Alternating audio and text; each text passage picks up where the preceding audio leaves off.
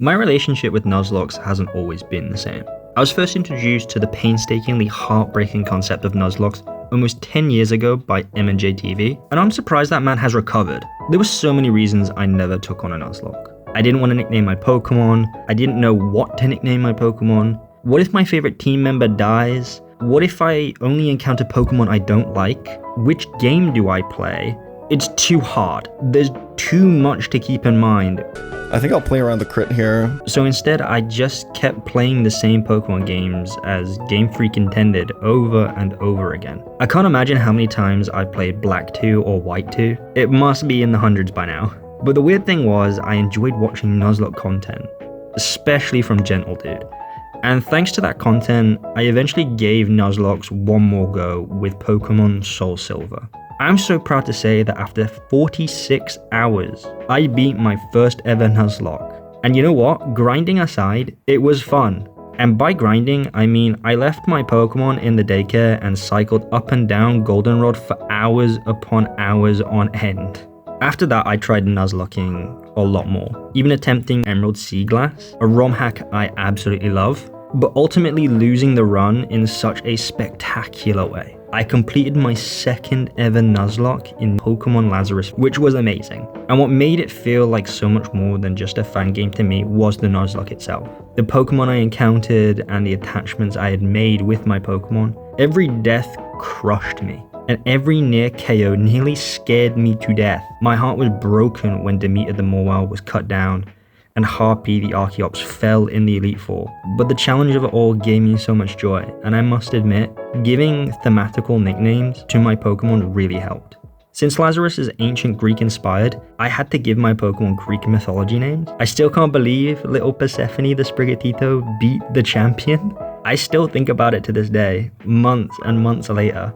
I think as someone who became a Pokemon fan in 2011, there were so many new and old Pokemon games for me to play. I sort of viewed each version like Diamond and Pearl as completely separate games. So there was always something to keep me entertained growing up. But these days, we're sort of limited to when a new game comes out. We've already played Kanto 100 times, we're bored of Galar and Paldea. Alola is good once you get into the thick of it, but it takes a bit of doing. Carlos is just too easy, and the complaints go on and on. As a seasoned Pokemon video game player, I want something new, or I want a challenge. Recently, I decided I wanted to do a big Nuzlocke challenge while I wait for Winds and Waves. Something akin to a generation lock, but different. I came up with this idea of playing through every region one by one. Once I beat the champion, the surviving Hall of Famers get transferred to the next game to serve as reserves. Kinda like how Ash in the anime, only instead of keeping my starter like he does Pikachu, I pick a new one each time. I'm calling it a journey lock, and the rules are simple. Standard Nuzlocke rules, only the surviving Hall of Famers move on to the next game. With each game, dupes and species close resets, if you're playing with those rules of course. And if you lose a run, you don't have to reset from the very start, just the start of the game that you're playing on. Or you can torture yourself, it's up to you.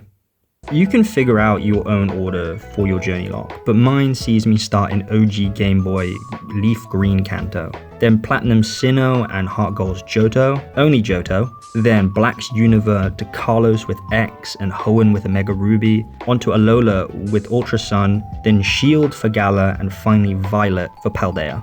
Because Dexit messed things up for Sword and Shield, I know I'm gonna have to keep an eye on which Pokemon make it into the Hall of Fame. I don't wanna have to leave poor Patrat behind on the shores of Alola while all his buddies get to go off on more wild adventures.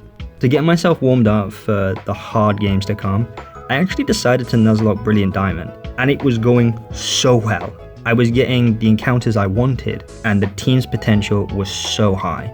The team staples consisted of Torterra Jade, Staraptor Obsidian, Luxray Jasper, Gyarados Blue Beryl, and Blissey Morganite. And there were some other great benches too. I went for a Gemstone Crystal nicknaming theme. Sadly, Candace's Medicham team wiped me, and well, that was that. But it was such a good run, I'm not even mad.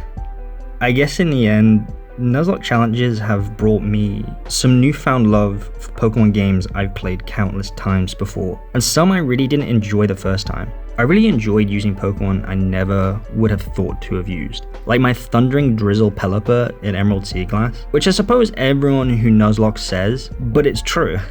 And I guess these challenges have really been the sticky glue that has kept Pokemon fans interested and engaged with the non-competitive side of Pokemon while we wait for new games. If you've ever thought about doing a Nuzlocke but you've felt discouraged in any way, my advice: give it a try. You're gonna suck a lot at first, but once you've gotten a handle on it, you'll be amazed with yourself.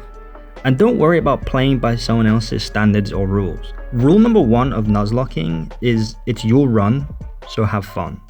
If you're interested in taking on my Journey Lock, I would love to hear all about your adventures. And if you've enjoyed this video, show it some love with a like and subscribe. It's free and would mean the world to me. With that being said, I'll see you when I see you. And remember, it's all C Elementary, my dear friends. Peace.